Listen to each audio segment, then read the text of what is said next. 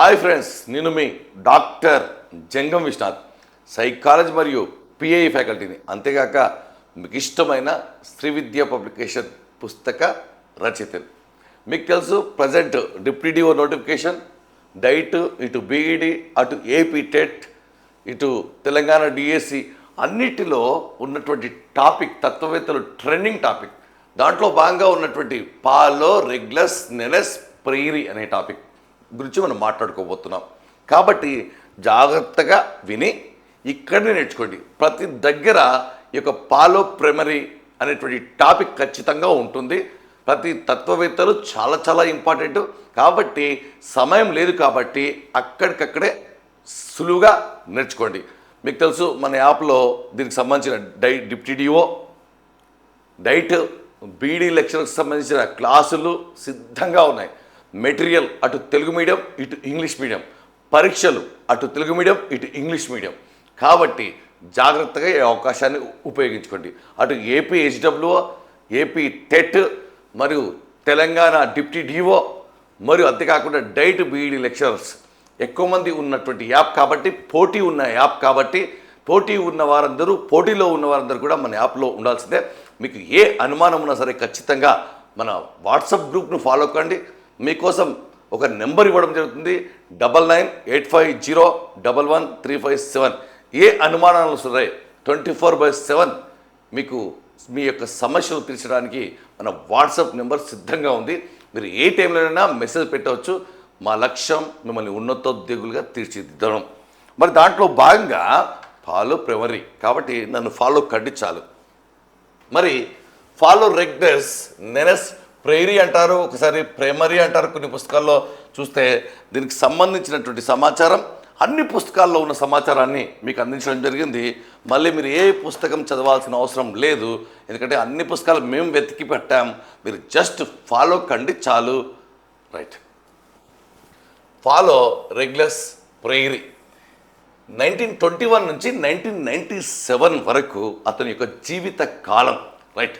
మరి ఇక్కడ చూస్తే ఫాలో రెగ్యులస్ ప్రైరీ ఏ దేశము అంటే బ్రెజిల్ దేశానికి చెందినటువంటి వ్యక్తి. ఇది ఈశాన్య ప్రావిన్ రాజధాని రెసిపీ నగరంలో జన్మించాడు. రెసిఫే నగరంలో, రెసిఫే బాగా గుర్తు, రెసిఫే ఇక్కడ ఫే రెసిఫే నగరంలో జన్మించాడు. బాగా గుర్తుపెట్టుకోవాలి.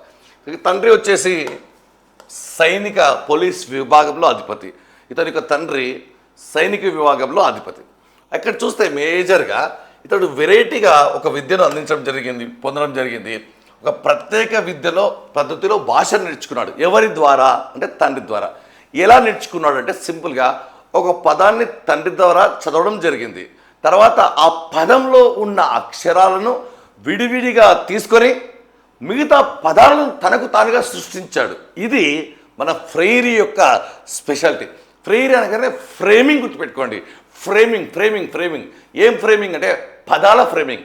ఫ్రైరీ అనగానే మీకు రెసిఫే ఉంది కాబట్టి రెసిఫే నగరంలో జన్మించాడు. ఓకే, మీకు తెలుసు ఇతడు ఇప్పుడు 1928 మరియు 32 మధ్యకాలంలో ఆర్థిక మాంద్యం రావడం వల్ల, ప్రపంచం మొత్తం ఆర్థిక పరిస్థితులు కుంటుపడడం వల్ల అతను చదువును మధ్యలో స్వస్తి చెప్పడం జరిగింది. బట్ తర్వాత తన 20వ ఏట న్యాయశాస్త్ర పట్టా పొందాడు. ఫ్రైరీ న్యాయశాస్త్ర విభాగానికి చెందిన వ్యక్తి, కానీ తర్వాత అతను టీచర్గా మారడం జరిగింది. ఇక్కడ చూస్తే తర్వాత సెకండరీ పాఠశాలలో ఉపాధ్యాయుడిగా పనిచేయడం ప్రారంభించాడు. న్యాయశాస్త్ర పట్టా పొంది తర్వాత ఉపాధ్యాయుడిగా తన వృత్తి ధర్మాన్ని మొదలుపెట్టినటువంటి వ్యక్తి ఫ్రైరీ అని గుర్తుపెట్టుకోండి. తర్వాత ఇక్కడ చూస్తే అతడు ట్రేడ్ యూనియన్ నాయకుడిగా పనిచేశాడు. చూడండి, ఒకటి పొందడం లేదు. ట్రేడ్ యూనియన్ నాయకుడిగా లా పట్టా పొంది సెకండరీ పాఠశాలలో ఉపాధ్యాయుడిగా పనిచేసినటువంటి వ్యక్తి ఎవరు? లేదా సరైనది జతపరచము, ఏ రెండు సరైనది, ఈ వివరణ సరైనదా? ఇలాంటి పదాలు బాగా గుర్తుపెట్టుకోండి. ఏదైనా సరే సూక్ష్మంలోనే మోక్షం ఉంటుంది. బాగా గుర్తుపెట్టుకోండి. ఆన్సర్ తెలిస్తే ఎలా అయినా మనం ప్రశ్నలు చేయవచ్చు. మరి 1989లో సాఓపాలో చూడండి రాష్ట్ర విద్యా కార్యదర్శిగా పనిచేసి విద్యలో అనేక సంస్కరణలు తీసుకొచ్చాడు. ఇతడు సావాపోలో ఏం చేశాడు? ఇక్కడ సావాపోలో రాష్ట్ర విద్యా కార్యదర్శిగా పనిచేసి కార్యదర్శి అంటే సెక్రటరీ, రాష్ట్ర విద్యా కార్యదర్శి అంటే ఎడ్యుకేషనల్ సెక్రటరీ. బాగా గుర్తుపెట్టుకోండి. ఇందులో సమూల సంస్కరణ తెచ్చినటువంటి వ్యక్తి మన ఫ్రీరీ. బాగా గుర్తుపెట్టుకోండి. మరి చూడండి, ఇక్కడ ఇతను రాసినటువంటి పుస్తకం pedagogy of oppressed. Pedagogy of oppressed ఏ గుర్తుపెట్టుకోండి, press press Freire Freire press అని ఫే ఫే అనే పదంతో పెడగాజీ ఆఫ్ అప్రెస్ 18 భాషల్లో తర్జుమా అయింది. చూడండి, 18 భాషల్లో తర్జుమా అయింది. అది మన ఫ్రీరీ యొక్క గొప్పతనం. నెక్స్ట్ ఇంకా చాలా మంచి మంచి పాయింట్లు ఉంటాయి. ఇక్కడ చూడండి, 20కి పైగా విశ్వవిద్యాలయాలు గౌరవ డాక్టరేట్తో ఇతన్ని సత్కరించాయి. మరియు ఇక్కడ మెయిన్ పాయింట్ ఇక్కడ చూస్తే సంవాద ఆధారిత ఉపగమం ఇతని యొక్క స్పెషాలిటీ. ఫ్రీరీ యొక్క స్పెషాలిటీ ఏంటంటే సంవాద ఆధారిత విద్య ఉపగమం. ఇంతకు సంవాదవాద విద్య ఆధారిత ఉపగమం అంటే ఏమిటంటే డైలెక్టిక్ మెథడ్. డైలెక్టిక్ అంటే డిస్కషన్ మెథడ్. డిస్కషన్ అంటే చర్చ ద్వారా అనేక విషయాలు బయటపడతాయి. అంటే కొంతమంది కూర్చొని అటు ఉపాధ్యాయుడు విద్యార్థి అనేక చర్చల ద్వారా కొత్త విషయాలు బయటపడతాయి. ఆ చర్చ కూడా ఎలా ఉండాలంటే నాలెడ్జ్ ఉన్న వాళ్ళ మధ్య చర్చ ఉండాలి. సాధారణంగా చూడండి, సంవాద ఆధారిత విద్యా ఉపగమాన్ని డైలాగ్ సెంటర్డ్ ఎడ్యుకేషనల్ అప్రోచ్ను ప్రవేశపెట్టిన వ్యక్తి ఎవరంటే ఫ్రీరీ. బాగా గుర్తుపెట్టుకోండి. మరి ఉపాధ్యాయ విద్యార్థులు ఇద్దరు పరిశోధనలో పాల్గొని అభ్యసించడం. ఉపాధ్యాయుడు విద్యార్థి ఇద్దరు కూడా పరిశోధనలో పాల్గొని అభ్యసించే విధానాన్ని ప్రవేశపెట్టిన వ్యక్తి లేదా డైలాగ్ సెంటర్డ్ ఎడ్యుకేషన్ అప్రోచ్. సంవాదము అంటే చర్చ. బాగా గుర్తుపెట్టుకోండి, డైలాగ్. రైట్. సంవాదము ఒక అస్తిత్వ యథార్థము అని చెప్పినటువంటి వ్యక్తి. ఎగ్జిస్టెన్షియల్ రియాలిటీ అంటే ఇంతకు సంవాదం ఒక అస్తిత్వ యథార్థం. సంవాదం అంటే డిస్కషన్. బాగా గుర్తుపెట్టుకోండి, ఇక్కడ డిస్కషన్ ఇది యథార్థము, కంటికి కనిపించేది. అందుకే చూడండి, ఇక్కడ ఎగ్జిస్టెన్షియల్ రియాలిటీ ఇంగ్లీష్లో పేపర్ తయారవుతుంది, తెలుగులో తర్జుమా అవుతుంది. కాబట్టి బాగా గుర్తుపెట్టుకోండి. చూడండి, సంవాదం ఒక అస్తిత్వ యథార్థం అంటే కంటికి కనిపించేది యథార్థం, కంటికి కనిపించేది అమూర్తం అబ్స్ట్రాక్ట్. కాంక్రీట్ అంటే కంటికి కనిపించేది. సంవాదం ఒక అస్తిత్వ యథార్థం. ఎగ్జిస్టెన్షియల్ రియాలిటీ మనిషి లేదా వస్తువు నిజంగా ఉండే స్థితి, కనిపించే స్థితి, నిజంగా ఉండే స్థితి, దాన్ని యథార్థం అంటారు. చూడండి, బోధనా శాస్త్రానికి కూడా అన్వయించగల సామర్థ్యం సంవాదానికి ఉంది. ఈ సమస్యాపూరిత విద్యా విధానంలో సంవాదం ఒక ప్రజాస్వామిక భావజాల పరంపర అన్నాడు ఫ్రీరీ. ప్రజాస్వామ్యం ప్రజాస్వామ్యం. చూడండి, ఇక్కడ సంవాదం అంటే ఏమిటి అంటే బోధనలలో కూడా ఈ సంవాదాన్ని ప్రవేశపెట్టాలి. ఎందుకంటే ఈ ప్రజాస్వామ్యయుత సమాజంలో, ప్రజాస్వామ్యం అంటే ఎవరి భావాలను వాళ్ళు స్వేచ్ఛగా చెప్పుకునే అవకాశం గల ఈ సమాజంలో బోధనలు కూడా ప్రవేశపెట్టవచ్చు. అంటే విద్యార్థులు కూడా స్వేచ్ఛగా అడగవచ్చు, ఉపాధ్యాయుడు స్వేచ్ఛగా సమాధానాలు చెప్పవచ్చు. అతనికి ఎలాంటి పట్టింపులు లేవు, ఎలాంటి అంటే ఉపాధ్యాయుడు చెప్పకూడదని నిర్దిష్ట నియమాలు లేవు. చూడండి, బోధనా శాస్త్రానికి కూడా అన్వయించగల సామర్థ్యం సంవాదానికి ఉంది, డిస్కషన్కి ఉంది. చూడండి, ఇక్కడ సమస్యాపూరిత విద్యా విధానంలో సంవాదం ఒక ప్రజాస్వామిక భావజాల పరంపర. అంటే సంవాదం అనేటువంటిది బోధనా శాస్త్రంలో ప్రవేశపెట్టాలి అని చెప్పినటువంటి వ్యక్తి తెలియకుండానే ఫ్రీరీ. ఓకే, ప్రజాస్వామ్య ఉపాధ్యాయుడు ఒక సంవాదవేత్త. ప్రజాస్వామ్య ఉపాధ్యాయుడు అంటే ఎవరంటే విద్యార్థులను స్వేచ్ఛగా మాట్లాడనిచ్చేవాడు. కాబట్టి అతడే నిజమైన సంవాదవేత్త, డిస్కషన్కు తావునిచ్చే వ్యక్తి, తెరలేపే వ్యక్తి. నిజమైన ప్రజాస్వామ్య ఉపాధ్యాయుడు ఒక సంవాదవేత్త, చర్చను మొదలుపెట్టే వ్యక్తి, అడగమని చెప్పే వ్యక్తి, మేల్కొల్పే వ్యక్తి, తట్టిలేపే వ్యక్తి. నెక్స్ట్, సంవాద ఆధార సహసంబంధం కోసం ఉపాధ్యాయుడు విద్యార్థి సమిష్టిగా జ్ఞానాన్ని పొందే మార్గాలు కనుక్కుంటారు. చూడండి, ఇక్కడ సంవాద ఆధార సహసంబంధం కోసం ఉపాధ్యాయుడు విద్యార్థి కలిసి చర్చల ద్వారా జ్ఞానాన్ని పొందే మార్గాలు కనుక్కుంటారు. ఎందుకంటే పిల్లలు ఎలా నేర్చుకుంటారో ఉపాధ్యాయుడికి అర్థమైపోతుంది. వారి యొక్క ప్రశ్నల ద్వారా, వారి యొక్క సమాధానాల ద్వారా. ఈ మాట అనేది అంటే ఫ్రీ. ఫైనల్గా సంవాద ఆధార ఉపగమం అన్న ఇతడు గుర్తుపెట్టుకోండి. ఇతడు ఒక ప్రత్యేక పద్ధతిలో భాషను నేర్చుకున్నాడు, పదాలను ఉపయోగించాడు అని గుర్తుపెట్టుకోండి. మనకు అతని యొక్క గ్రంథం 18 భాషలు తర్జుమా అయింది. చిన్న విషయం కాదు. 20కి పైగా డాక్టరేట్లు పొందిన వ్యక్తి. మరియు బోధన సాధనంగా సంవాదం. మరి బోధనలో సంవాదాన్ని ఉపయోగించాలంటే సంవాదం జరిపే వ్యక్తుల మధ్య ఈ లక్షణాలు ఉండాలి. నువ్వు ఒకరితో డిస్కస్ చేస్తున్నావు, చర్చిస్తున్నావు, కొత్త విషయం తెలుసుకోవాలనుకుంటున్నావు, నాలెడ్జ్ను పంచుకుంటే పెంచుకుంటారు. ఆ విషయం మీకు కూడా తెలుసు. బాధను పెంచుకుంటే తగ్గిపోతుంది, సంతోషాన్ని పంచుకుంటే రెట్టింపు అవుతుంది. చూడండి, ఇక్కడ సంవాదానికి కొన్ని ముందస్తు పరిస్థితులు కల్పించాలి. చర్చ జరగాలంటే, సామరస్య సంబంధాలు జరగాలంటే చూడండి ఒకసారి, ముందు ప్రేమ, ఒకరి పట్ల ఒకరికి ప్రేమ ఉండాలి. చర్చ జరగాలంటే ప్రేమ ఉండాలి. డిస్కషన్ జరగాలంటే ప్రేమ ఉండాలి. ఒక ప్రశ్నను లేవనెత్తాలంటే ప్రేమ ఉండాలి. అదేవిధంగా వినయం అంటే గౌరవం, భక్తి శ్రద్ధలు లాంటివి. మరియు గాఢ విశ్వాసం, నమ్మకం ఉండాలి. అవతల వ్యక్తి పైన యువతల వ్యక్తి పైన చర్చల్లో పాల్గొనేటప్పుడు నమ్మకం ఉన్నప్పుడు మాత్రమే మనం చర్చిస్తాము, ప్రస్తావిస్తాము, ప్రశ్నలు వేస్తాము. మరియు ఆశ, తెలుసుకోవాలనే ఆశ. మరి ప్రశ్నలు వేయాలంటే, తెలుసుకోవాలంటే, అడగాలంటే కూడా సిగ్గుపడితే సరిపోదు మిత్రులారా. ధైర్యం ఉండాలి. అడగాలనుకున్నా కానీ అడగలేకపోయాను, ఇలా కాకుండా ప్రేమ, వినయం, గాఢ విశ్వాసం, ఆశ, ధైర్యం అనేది ఏ పద్ధతిలోని సోపానాలు, ఏ అంశాలు, దేనిలోని అంశాలు. దీన్ని ప్రవేశపెట్టే వ్యక్తి ఎవరు? దీంట్లో సరికాంతేది. మీరు ప్రశ్న ఆన్సర్ కాదు, ఆన్సర్ అనేటువంటిది అతడే ఇస్తాడు. కాబట్టి మనం ప్రశ్న కూడా తెలుసుకోవాలి. 360 degrees యాంగిల్లో నేర్చుకోవాలి. నెక్స్ట్, కొంతమంది ఉన్నత స్థాయి సంపన్న వర్గాల వ్యక్తులు. చూడండి, మళ్ళీ ఇక్కడ వచ్చాడు.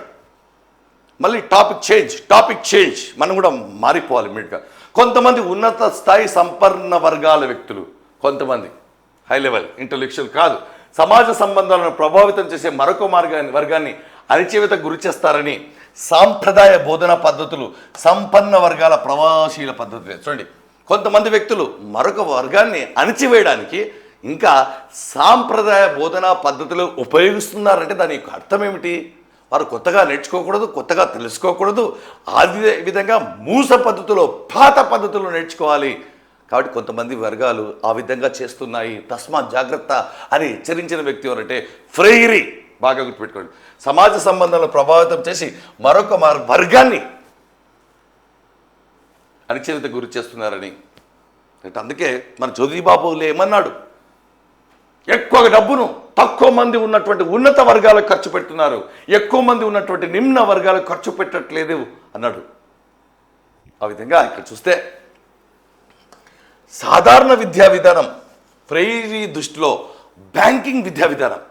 బ్యాంకింగ్ విద్యా విధానం అంటే బ్యాంకింగ్ అంటే ఫ్రెయిరీ, డైలాగ్ అన్నప్పుడు ఫ్రెయిరీ, సంవాదం అన్నప్పుడు ఫ్రెయిరీ, విద్యా కార్యదర్శి అన్నప్పుడు ఫ్రెయిరీ, న్యాయ వృత్తిని చేపట్టిన వ్యక్తి ఫ్రెయిరీ, సెకండరీ పాఠశాలలో పనిచేసిన వ్యక్తి ఫ్రెయిరీ. ఇక్కడే నేర్చుకోండి, మళ్ళీ నేర్చుకోవడానికి టైం ఉండదు. ఒక్కసారి నేర్చుకోవాలి జీవితంలో. ఏక్ బార్ కామ్ కర్నా బార్ బార్ కమానా. జీవితంలో ఒకేసారి కష్టపడాలి. రైట్. చూడండి, ఇక్కడ సాధారణ విద్యా విధానం ఫ్రెయిరీ దృష్టిలో ఒక బ్యాంకింగ్ విద్యా విధానం. ఎందుకంటే పిల్లల్ని కొంతమంది లేదా ఉపాధ్యాయులు లేదా సాంప్రదాయవాదులు జస్ట్ బ్యాంకు ఖాతాలాగా ఉపయోగించుకుంటున్నారు. డబ్బులు వేస్తున్నారు, తీస్తున్నారు.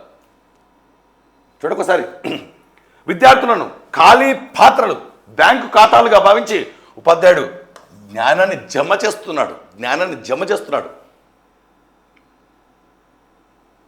బ్యాంకింగ్ విద్యా విధానం. నెక్స్ట్ చూస్తే సమస్యాపూరిత విద్య, ప్రాబ్లం పోజింగ్ ఎడ్యుకేషన్. కేవలం సమాచారాన్ని వినడం కాకుండా సమస్యలను గుర్తించి, ప్రశ్నించి, చర్చించి, ఆలోచించి ఈ విధానాన్ని కూడా ప్రవేశపెట్టాలని సూచించిన వ్యక్తి ఎవరయ్యా అంటే ఫ్రెయిరీ. సమస్యాపూరిత విద్య, బ్యాంకింగ్ విద్య అన్నప్పుడు, సంవాద విద్య అన్నప్పుడు బాగా గుర్తుపెట్టుకోండి, అది మన ఫ్రెయిరీకి సంబంధించింది. ఒకసారి చూడండి, సమస్యాపూరిత ప్రాబ్లం పోసింగ్ ఎడ్యుకేషన్ కేవలం సమాచారం వినడం కాదు, ప్రశ్నించడం, విశ్లేషించడం, తెలుసుకోవడం. చూడండి, ప్రశ్నించి, చర్చించి, ఆలోచించి పరిష్కారాలను వెతికే విధానాన్ని సపోర్ట్ చేసిన వ్యక్తి. మంచి పాయింట్ చూడండి, జ్ఞానాన్ని పొందే ప్రక్రియను ఫ్రెయిరీ ఆవిష్కార చర్యగా. చూడండి, భవిష్య ఆవిష్కార చర్యగా అంటే దీని యొక్క అర్థం ఏంటి? ఒక్కసారి సమస్యకు పరిష్కారం వచ్చింది, అంతటితో ఆగలేదు, మళ్ళీ సమస్య వచ్చింది, మళ్ళీ పరిష్కార మార్గం. కొంత తెలుసుకున్నావు నాలెడ్జ్, అంతటితో ఆగలేదు, మళ్ళీ తెలుసుకున్నావు. అదే చూడండి ఒకసారి చూడండి, భవిష్య ఆవిష్కార చర్యగా జ్ఞానాన్ని పొందే ప్రక్రియను పోల్చినటువంటి వ్యక్తి ఎవరంటే ఫ్రెయిరీ. అంటే సమాచారము లేదా జ్ఞానము, పొందిన జ్ఞానము అంతటితో ఆగదు, మళ్ళీ తెలుసుకోవాలి, మళ్ళీ రిప్లేస్ అవుతుంది, అప్డేట్ అవుతుంటాం, ఎప్పటికీ అప్డేట్ అవుతుంటాం, పాత అవుట్డేట్ అవుతుంది. కాబట్టి చూడండి, జ్ఞానాన్ని పొందే ప్రక్రియను ఫెయిరీ భవిష్య ఆవిష్కార చర్య. జ్ఞానం అనేది ఆవిష్కరణ మరియు పునరావిష్కరణ చర్య. ఆవిష్కరణ, పునరావిష్కరణ, ఇన్వెన్షన్, రీఇన్వెన్షన్. రైట్. విద్యను పంచే ఉపాధ్యాయుల వద్ద అసలైన జ్ఞానం ఉందనే నమ్మకాన్ని ఖండించాడు. చూడండి, మంచి పాయింట్, డిఫరెంట్ పాయింట్. చూడండి, విద్యను పంచే ఉపాధ్యాయుల వద్ద అసలైన జ్ఞానం వాళ్ళ దగ్గరనే ఉంది. ఎవరి దగ్గర ఉంది? ఉపాధ్యాయుల దగ్గరనే ఉంది అనే భావాన్ని ఖండించడం. అసలైన జ్ఞానం ఉపాధ్యాయుల దగ్గర ఉంది అంటే అతను నమ్మడు, విశ్వసించడు. ఆలోచన మరియు ఆచరణ రెండు పరస్పరం ప్రతిచర్యల ద్వారా మాత్రమే జ్ఞానానికి సమగ్రత కనిపిస్తాయి. జ్ఞానం వచ్చింది, జ్ఞానం అంటే తెలియకుండానే అది సమాచారం. కానీ అప్పుడు ఎప్పుడు జ్ఞానానికి సమగ్రత వస్తుంది? జ్ఞానం అవగాహనగా మారాలంటే, జ్ఞానం ఖచ్చితంగా సజీవంగా ఉండాలంటే ఖచ్చితంగా ఆచరణ చేయాలి. నేను ఆక్సిజన్ తయారీ విన్నాను, వింటే సరిపోదు మిత్రులారా, ప్రయోగం చేసి నేర్చుకోవాలి. అప్పుడు మాత్రమే ఆ జ్ఞానానికి సమగ్రత వస్తుంది. ఎందుకంటే ఇక్కడ చూడండి, ఇక్కడ ఆలోచన ఆచరణ రెండు పరస్పరం ప్రతిచర్యం, ఒకదానిపై ఒకటి ఆధారపడి ఉంటాయి. వింటే కాదు, చేస్తే వస్తుంది, చేస్తే వస్తుంది అన్నాడు. చూడండి, ఆలోచన ఆచరణ రెండు పరస్పరం ప్రతిచర్య ద్వారా మాత్రమే జ్ఞానానికి సమగ్రత కల్పిస్తాయని, రెండు విడదీయరాని అనుబంధం కలిగి ఉంటాయని ఫ్రెయిరీ. ఆలోచన మరియు ఆచరణ పని చేయాలి అంటాడు. మానవ స్వభావానికి సంవాదానికి అవినాభావ సంబంధం ఉందని, వ్యక్తుల మధ్య అంతర్ సంబంధాలు మానవ సామాజిక చారిత్రక ఆధారాన్ని తెలుపుతాయి. చూడండి, మానవ స్వభావానికి సంవాదానికి ఖచ్చితంగా సంబంధం ఉంది. సంవాదం అంటే మానవ సంబంధాలు ఎలా మెరుగుపడతాయి? మాట్లాడడం, కలవడం, పలకరించడం, చర్చించడం, తెలుసుకోవడం, అదే సంవాదం కదా, డిస్కషన్ కదా. చూడండి, మానవ స్వభావానికి అర్థం చేసుకుంటే ఈజీ, అర్థం కాకపోతే ఈజీ కాదు. జీర్ణం అయితే ఈజీ, అజీర్ణం అయితే వామిటింగ్. బాగా గుర్తుపెట్టుకోండి. మానవ స్వభావానికి సంవాదానికి అవినాభావ సంబంధం ఉందని, వ్యక్తుల మధ్య అంతర్ సంబంధాలు అంటే రిలేషన్స్ మానవ సామాజిక చారిత్రక ఆధారాన్ని తెలుపుతాయని ఫ్రెయిరీ. చూడండి, మానవ సంబంధాల గురించి మాట్లాడాడు, ప్రాబ్లం పోసింగ్ మెథడ్ గురించి మాట్లాడు, అదేవిధంగా డైలాగ్ మెథడ్ గురించి మాట్లాడు, బ్యాంకింగ్ విద్య గురించి మాట్లాడు. ఉపాధ్యాయులకు అసలైన జ్ఞానం ఉంటుంటే అతడు విశ్వసించలేదు. విద్యార్థి దృష్టిలో యథార్థాన్ని ఆలోచించి ఫ్రెయిరీ బోధనను, పాఠ్య ప్రణాళికను, అభ్యసనాన్ని శాస్త్రీయ పద్ధతిలో తయారు చేయాలి. సిలబస్ ఎలా ఉండాలంటే విద్యార్థి దృష్టిలో ఆలోచించాలి. ఎప్పుడే కానీ సిలబస్ నాకు వచ్చని నేను సిలబస్లో పెట్టడం కాదు. సిలబస్ నేను బాగా పాఠం చెప్తే బాగా చెప్పినట్టు కాదు మిత్రులారా. మీకు అర్థమైతే నేను బాగా చెప్పినట్టు, మీకు ఉద్యోగాలు వస్తే నేను బాగా చెప్పినట్టు. బాగా గుర్తుపెట్టుకోండి. ఇక్కడ విద్యార్థి దృష్టిలో యథార్థాన్ని ఆలోచించి, అతని దృష్టిలో ఆలోచించి ఫ్రెయిరీ బోధనను, పాఠ్య ప్రణాళికను, అభ్యసనాన్ని శాస్త్రీయ పద్ధతిలో తయారు చేయాలి. బోధన కృత్యాలను కానీ సిలబస్ని కానీ విద్యార్థి దృష్టిలో ఆలోచించి చేయాలి. మన దృష్టిలో కాదు, మనకు తెలిసింది కాదు, నాకు తెలిస్తే తెలిసినట్టు కాదు, నీకు వస్తే తెలిసినట్టు. రైట్. నా పుస్తకాన్ని, ఏ పుస్తకం? అన్నగారిన వర్గాల బోధనా శాస్త్రం, పెడగాజీ ఆఫ్ అప్రెస్డ్. దానిని మరింత విమర్శనాత్మకంగా చదవండి, విమర్శనాత్మకంగా స్పందించండి. ఇంతకు విమర్శనాత్మక ఆలోచన అంటే ఏమిటి? విమర్శించడమా? కాదు. క్రిటికల్ థింకింగ్ అంటే ఒక విషయాన్ని గుడ్డిగా నమ్మకుండా నిజమా కాదా అని అనాలిసిస్ చేసి చెప్పడాన్ని క్రిటికల్ థింకింగ్ అంటారు. ఎప్పుడే కానీ గుర్తుపెట్టుకోండి. చూడండి, నా పుస్తకాన్ని అన్నగారిన వర్గాల బోధన శాస్త్రం తగినంత విమర్శనాత్మకంగా చదవాలని కోరుకుంటాను. మీ యొక్క పాజిటివ్ రెస్పాన్స్, నెగిటివ్ రెస్పాన్స్ కూడా నేను తీసుకుంటాను. చూడండి, ఇతడి యొక్క విమర్శనాత్మక బోధనా శాస్త్రం అనేది చాలా ఫేమస్. విమర్శనాత్మక బోధనా శాస్త్రం, క్రిటికల్ పెడగాజీ ఇతను ప్రతిపాదించింది. ఇతని పుస్తకం పేరు మరి ప్రతిపాదించింది క్రిటికల్ పెడగాజీ. Critical pedagogy. పాక్షికత్వం చూడండి, పాక్షికత్వం, పార్షాలిటీ, మూఢత్వం, మూఢనమ్మకాలు, బ్లైండ్ బిలీఫ్స్, రైట్, మనలో పుంజుకొని మనల్ని ఎల్లప్పుడూ నిర్వీర్యం చేస్తూనే ఉంటుంది. ఇది అహేతుకం.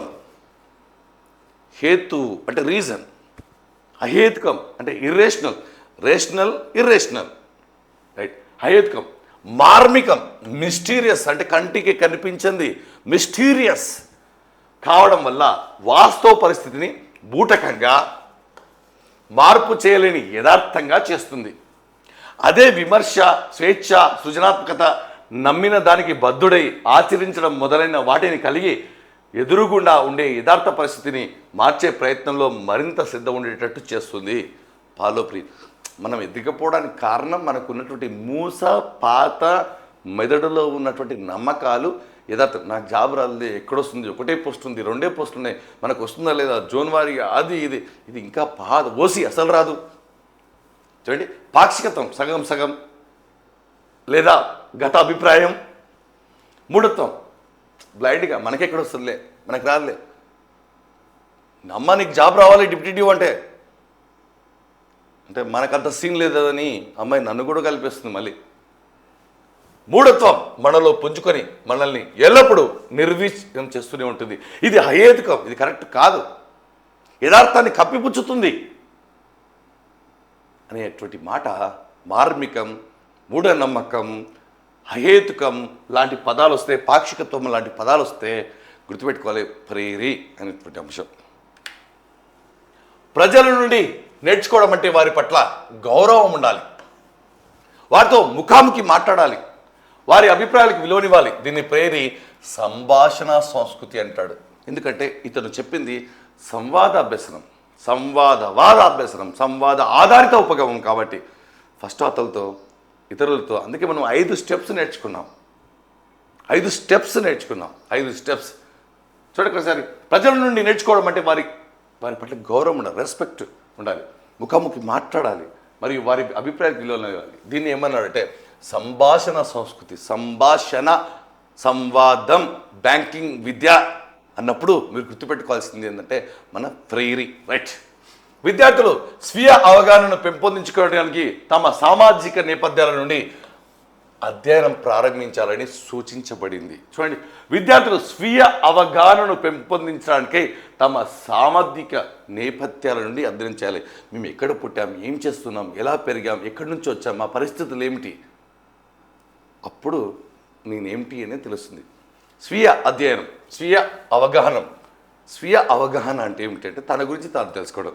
స్వీయ భావన, స్వీయ అవగాహన ఇవన్నీ డిఫరెంట్ కాన్సెప్ట్. ఆత్మగౌరవం, సెల్ఫ్ రెస్పెక్ట్, రైట్. విద్యార్థులు ఏమీ రాయని పలకలు, టబుల రస అంటారు, మీకు తెలుసు సైకాలజీ పరిభాషలో.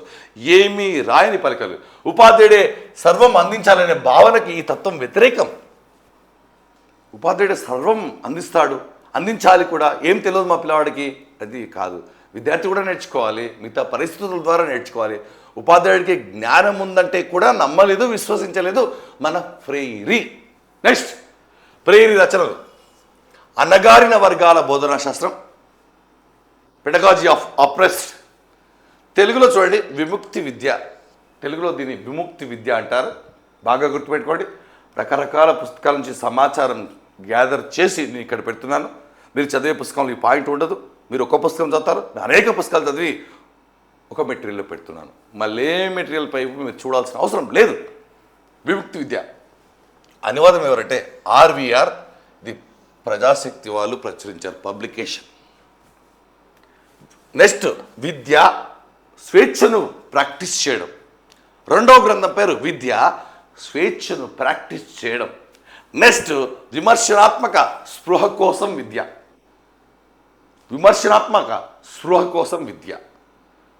ఇది మన ఫాలో ఫ్రీరీ. మీకు అందరికీ కూడా అర్థమైంది, ఇక్కడికిక్కడే నేర్చుకున్నారు అని అనుకుంటున్నాను.